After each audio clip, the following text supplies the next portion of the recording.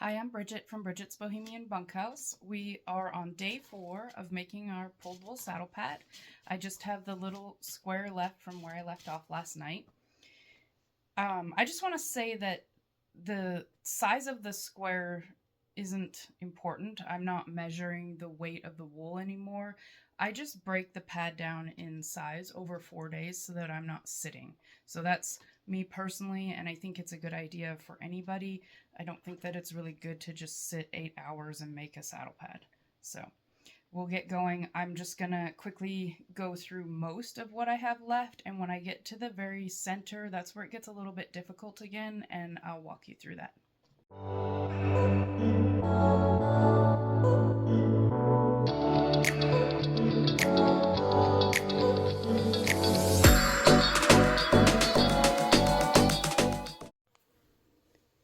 This is a good place to show you how, as you finish the smallest part of the center, the wool starts to close in on itself. And from here on out, you'll really want to kind of slow down and push the wool out of the way so that your loops come up nice and clean. I'm going to do a few more rounds, but when I get to basically what you can see here, this is where it gets a little more difficult, and I'll let you watch me through that. Okay, I'm getting to the very center, and this is where it starts to get a bit challenging. So you just keep pushing the wool out of the way. And I think the biggest part of the challenge is you just really want to be finished. You're so close, and the wanting to hurry up. Now I'm at the very center, and I still actually have quite a few more pulls. I don't know if you can see how big that really is. And this is where it's just kind of tedious. You have to just push them out of the way. I think you want to be finished, so it makes it worse, but just take your time and finish right. You'll feel better about it in the end.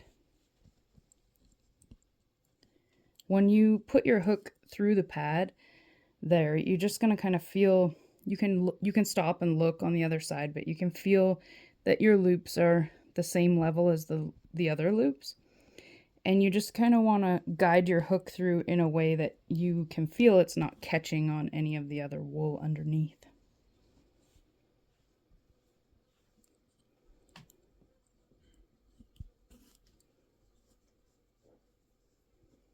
think normally I would hold it a little closer to my body.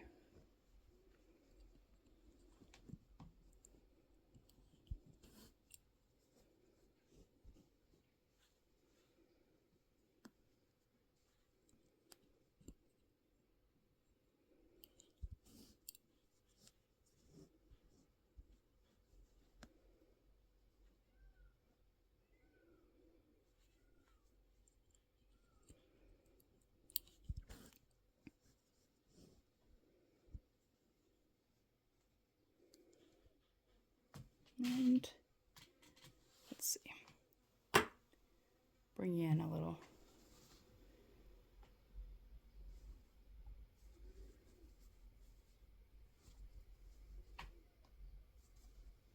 So we're finished. And you can just move the loops around however it feels good to you. I will show you the other side. Now the center is finished. I'm actually going to move to my kitchen table to do the outside edge because I do kind of like a football hold on it while I do the outside edge. So I'll show you that. This is the back side of the pad. I'm going to finish by pulling in these two ends. I just wanted to be able to show you guys how I do that. So it's the same as when you're working along. I'm going to go in through 2 or 3 loops and hook them, put the latch down, and pull them in. And then tuck that little end in between some of the fibers. So this one I want to thin down a little bit.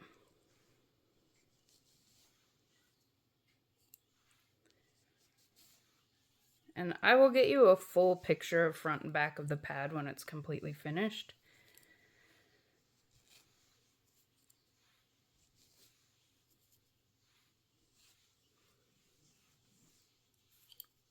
So nice and thin down.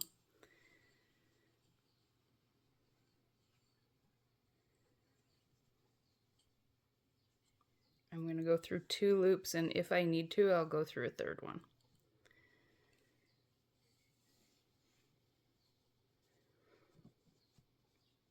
Let's see how it feels in there. Actually going to go through 4. So this is preference.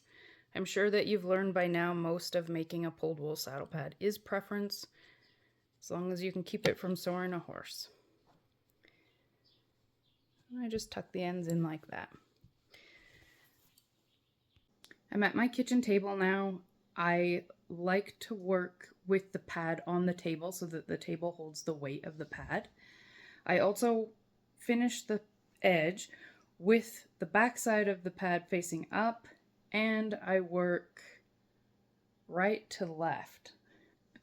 So it's opposite to how I've been going along. You don't have to do this. It's just how I do it. I'm just showing you so that if it works for you, cool. If you find another way to do it, that's okay too. This is just what has worked for me.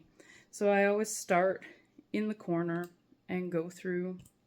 Here you may have to draft your wool down a little bit more. The corners are easy to break if you're trying to put too much wool through at a time. So this is just like any other time that we started. You're going to come in about 5 inches, loop your wool, pull it through, and then you kind of push your other loops back and line it up. This one's getting smoothed into the roving. I keep the roving kind of in a loose ball in my wool bowl on top of my saddle pad. So as I work along the edge, I just kind of flatten out the first row that I did to make sure that my loops aren't going to be too big. And if you want to, you can kind of spread them out, but really push them up against your first row that you did.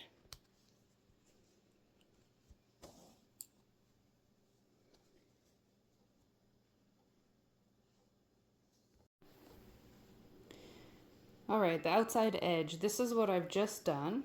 So this is going to be my finished edge, and it will close. This was the one I did as the first row. And I don't know if you guys can tell from here, this row, because the pad got handled as I worked in a circle around the pad, it's just fuzzier. So this was something that I ran into a lot when I was starting out. It really looked pretty fuzzy. So that's called pilling, and this is called a halo. It's totally normal for wool. As it wears, it will start to get smooth. That kind of halo will disappear. The pilling will disappear. All right, let's continue on. And the reason that I say to push them up against your first row is just to make sure that you don't end up doing a really large outside edge. So you still want it to be your 1 inch on each side, but it really kind of tucks in to the wools. Over time, it's going to just kind of sandwich closed. It gives it a nicer look, more of a finished edge.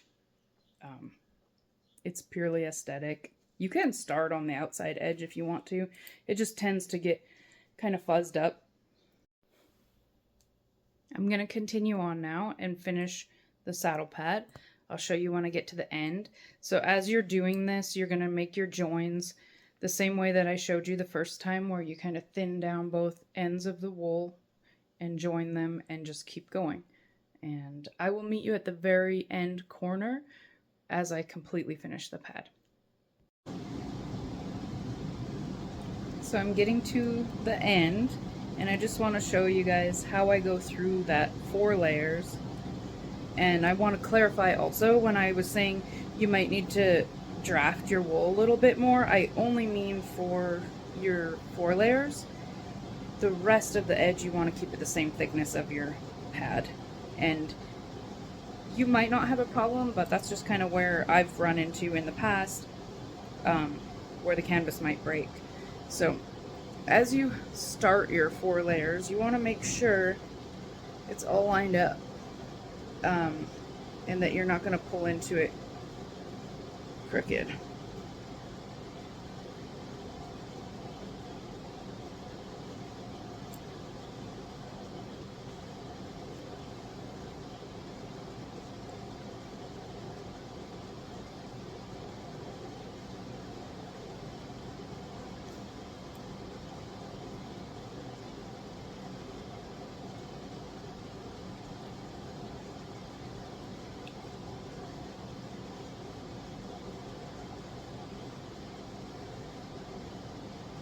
And this one will be my very last loop.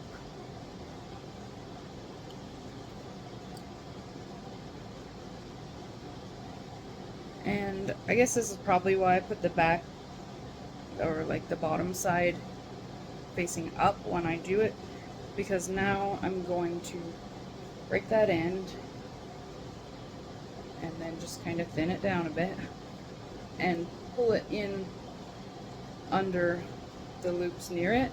And this is what keeps all of my ends on the same side, which in the end doesn't matter because you should flip your pads and use it on both sides, but it's just something I like to do.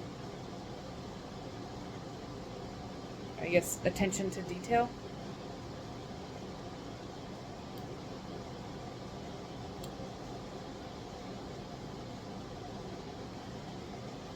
So I create that finished loop and then continue pulling it in until it disappears into the pad.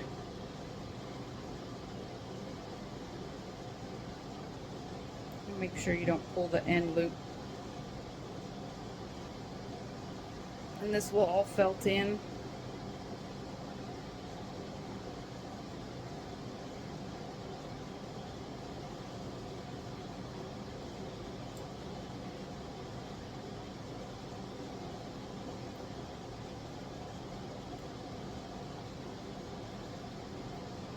So this is the back side of my pad, bottom, and the top, I'll show you, but I'll get you a full picture top and bottom, and we'll do finished weight. So, top, it's just a little smoother. Part of the reason for that is this isn't being handled as much as the bottom when I work, so the bottom tends to get a little fuzzy, it's not as clean, and it's okay because it's going on a horse, but yeah, it just, to me, there's a definite top and bottom. Some people don't even notice. I've had lots of people send me pictures when they go to ride, and I'm like, ooh, that's the bottom. It's not a big deal.